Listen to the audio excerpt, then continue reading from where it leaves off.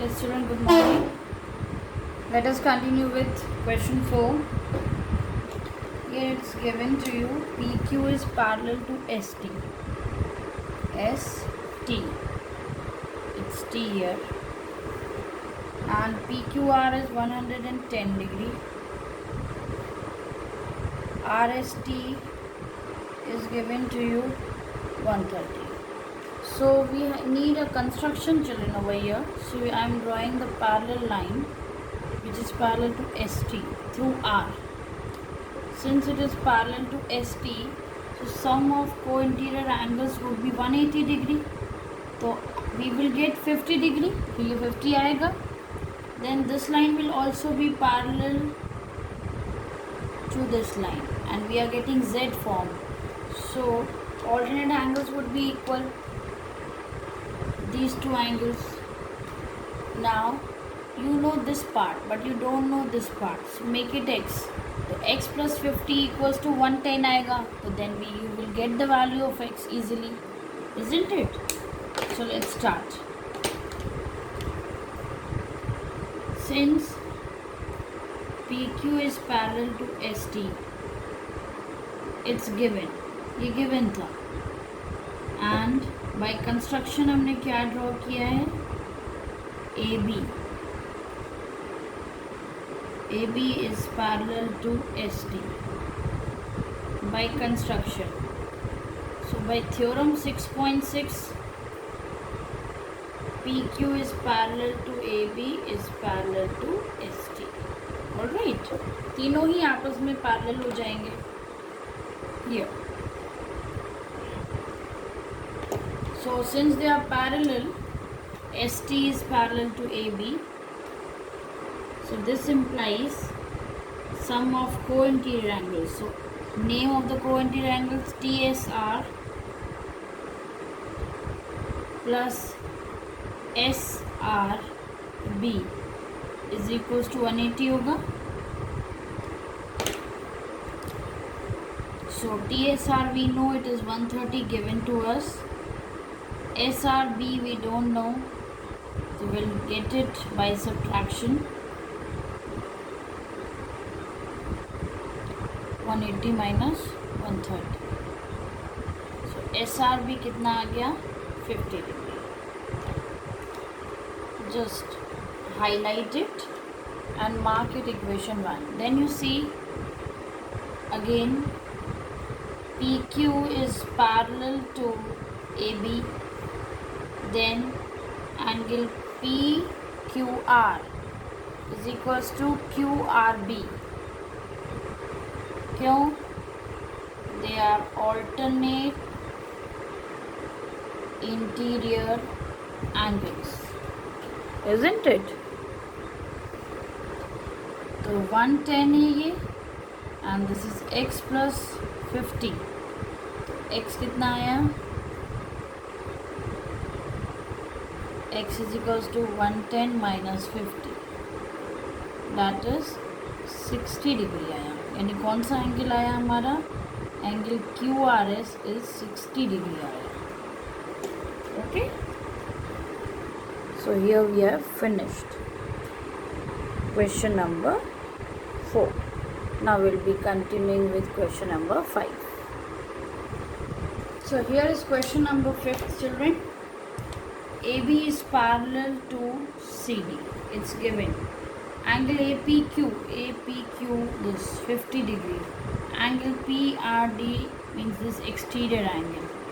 Then you have to find x and y. X कहाँ पर है? Here is x and here is y. Children, you observe, since AB is parallel to CD, जब ये parallel है, so can you observe? I am marking it, children, here. APQ is equals to PQR. ये क्या मिल रहा है आपको? Z मिल रहा है. Z मिल रहा है यानी ये angles equal होंगे. What are these angles? Alternate angles. Angle APQ is equals to PQR. Since they are alternate interior angles. बेटा एंगल का साइन मैं ऐसे बनाती हूँ, एंगल फिर LES। So this is 50 degree and this is x। So mark it equation 1। हमारा x का value निकल आया, ये x निकल आया। Okay, now you come here, exterior angle या फिर पैरेलल देखते हैं। अभी एक्सटीरियर एंगल हमने पढ़ा नहीं है। पैरेललिज्म देखें क्या बोलता है पैरेललिज्म। ये तो 50 आ गया, y कैसे निकाला जाए। हाँ, को इंटीरियर एंगल का सम होता है 180, यानी ये दो ले लें यदि,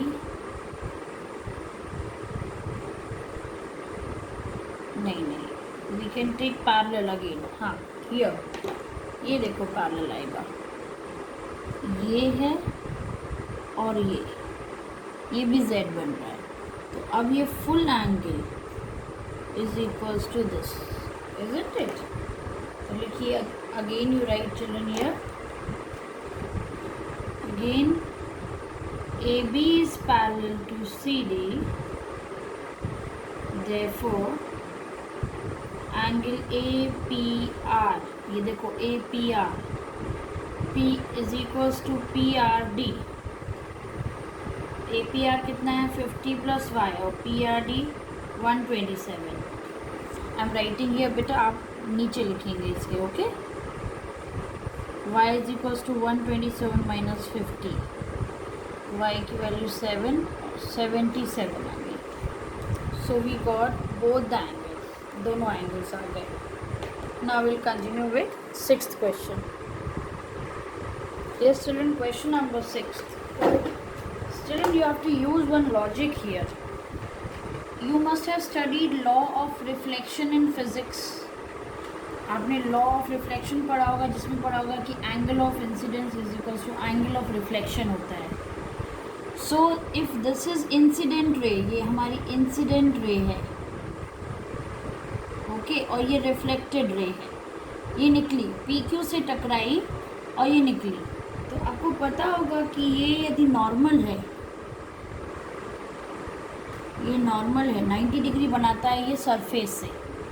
तो if this angle is I, this would be R, and law of reflection से क्या होगा, ये दोनों ही सेम एंगल होंगे। तो मैं इसको I ले लेती हूँ। ओके, दूसरा, अब ये इंसिडेंट रे हो गई इस सरफेस के लिए, अदरवाइज़ ये PQ के लिए क्या थी, रिफ्लेक्टेड रे थी, ये रिफ्लेक्टेड रे थी, बट RS के लिए इंसिडेंट रे हो गई। इंसिडेंट रे इंसिडेंट की और नॉर्मल से सेम एंगल बनाती हुई निकल गई CD में। इफ़ दिस इज़ R, तो ये भी R होगा। ये बेटा मैं सिंप्लिसिटी के लिए ले रही हूँ कि यदि ये एंगल, यदि ये रे BC is incident on the surface RS with angle R, तो वही R एंगल बनाती हुई निकलेगी। ओके, अब आप देखो ध्यान से, ये दोनों नॉर्मल हैं और ये लाइंस दोनों पैरेलल हैं। ये जो मिरर है ये पैरेलल हैं, और जब पैरेलल होती है तो दोनों की पैरेलल लाइंस के बीच की डिस्टेंस क्या होती है, बिल्कुल सेम होती है और परपेंडिकुलर होती है डिस्टेंस। तो ये 90 डिग्री होगा, ये भी 90 डिग्री होगा, ये भी 90 डिग्री होगा। तो आपको क्या मिल रहा है, ये दोनों नॉर्मल्स पैरेलल हो जाएंगे। अब जब ये दोनों नॉर्मल्स पैरेलल हो गए, तो अब आप देखो ध्यान से कि जब पैरेलल है तो हमारी ये लाइन BC क्या है, यहाँ पर ट्रांसवर्सल है। जब लाइंस पैरेलल हैं और ट्रांसवर्सल है, लाइंस जब पैरेलल हो गई, तो आपको ये लग रहा है कि ये एंगल मैं येलो से मार्क कर रही हूँ, चलो मैं फिल कर देती हूँ, ये इक्वल होंगे ऑल्टरनेट एंगल्स, बस। तो I और R भी इक्वल मिल गए। पहले हमने ये लिया नहीं था कि ये और ये इक्वल है, ये इक्वल नहीं लिए थे हमने, ये हो गए। अब जब I और R इक्वल हो गए तो इन दोनों का डबल भी इक्वल होगा। ओके, अब जब डबल हो गया तो यानी ये वाला एंगल, अब मैं इसको ब्लैक से मार्क कर रही हूँ, ये वाला एंगल फुल इक्वल हो गया। जब ये दोनों एंगल इक्वल हो गया यानी ये जेड देखिए, तो पैरेलल क्या मिला, A B parallel to C D मिला। तो this is what you have to prove. Okay, I hope you must have understood. Let's write what is given. आपको गिवन क्या है, P Q and R S are two mirrors placed parallel, एक दूसरे के parallel रखा गया है। Okay, ये हो गया फर्स्ट थिंग। सेकंड थिंग क्या दिया हुआ है, A B is an incident ray on PQ. Third, BC a reflected ray.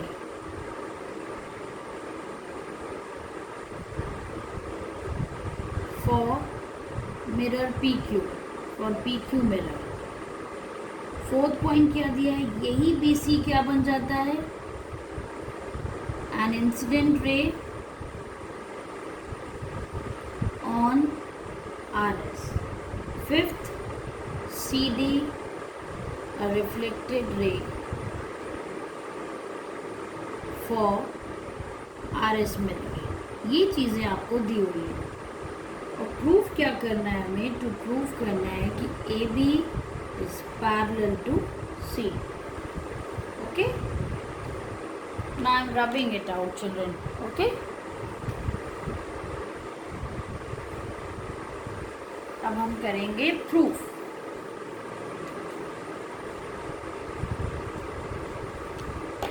You right,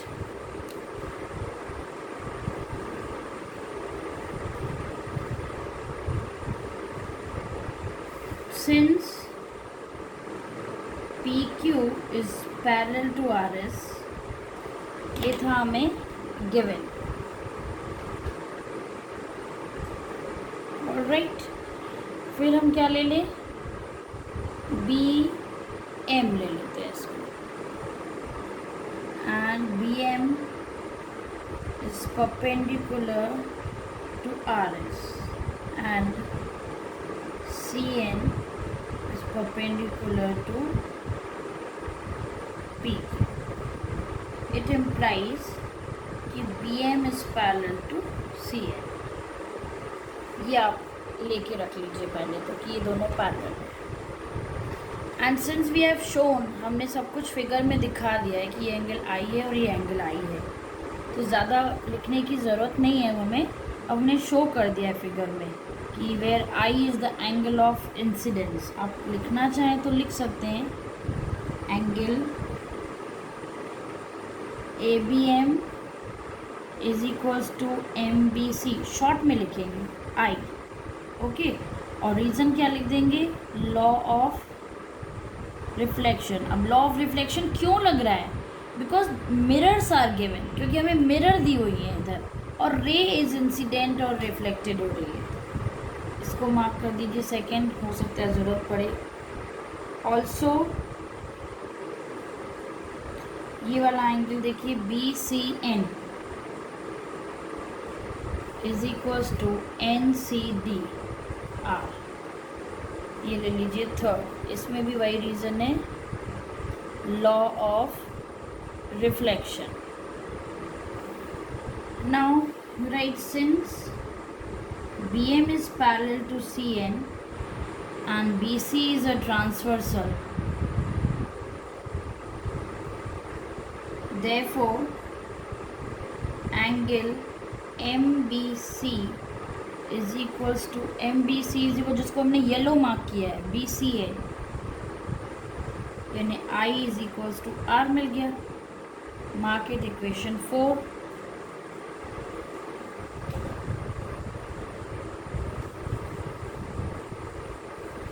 Now what you will write? Since I और R equal है तो twice of I twice of R भी equal हो सकता है, multiplying by 2 by 2. तो twice of I क्या दे रहा है? ABC angle. Twice of R BCD. You can write from figure. Which are, or these are, you can say these are alternate angles. और हमने अभी थ्योरम पढ़ी थी, जब ऑल्टरनेट एंगल्स इक्वल मिल जाएं तो लाइंस कैसी मिलेंगी? Parallel. AB is parallel to CD.